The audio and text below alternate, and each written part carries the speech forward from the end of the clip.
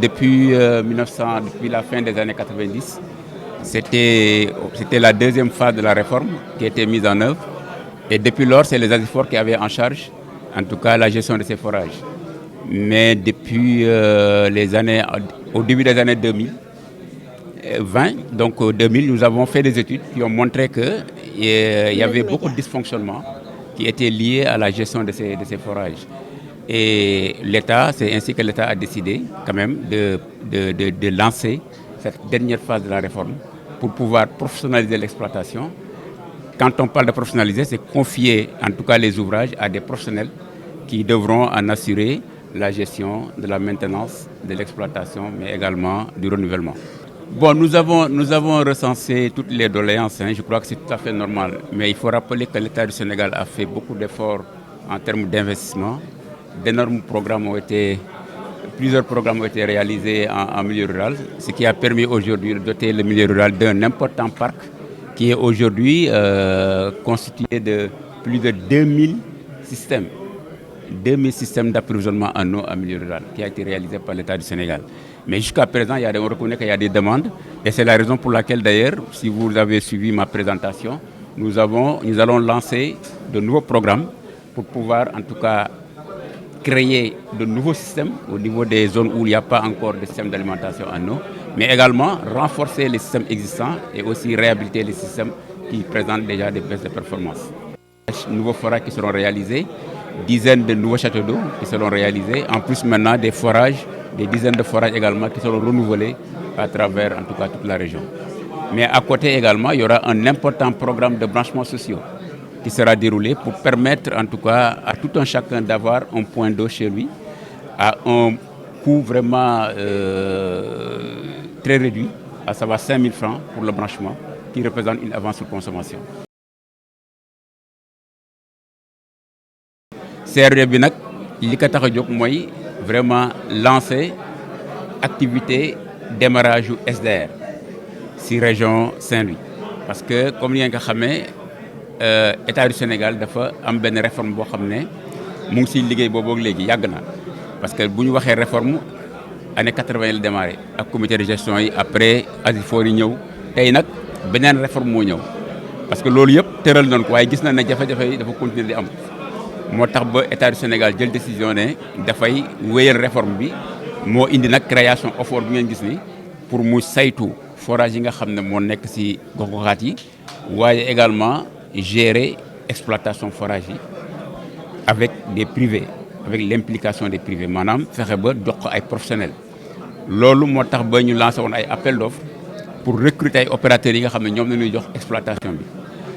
tey boo jëlee la zone nord li ñuy wax la zone nord ñaari périmètre la bu njëkk bi mooy Louga Saint-Louis benn périmètre la non Saint-Louis Matam benn périmètre la Louga beneen périmètre la ñaari périmètres yooyu yëpp bi ñu defee appel d'offre bi SDR moom nañ ko jox moom moo ko war a gérer moom moo war a en tout cas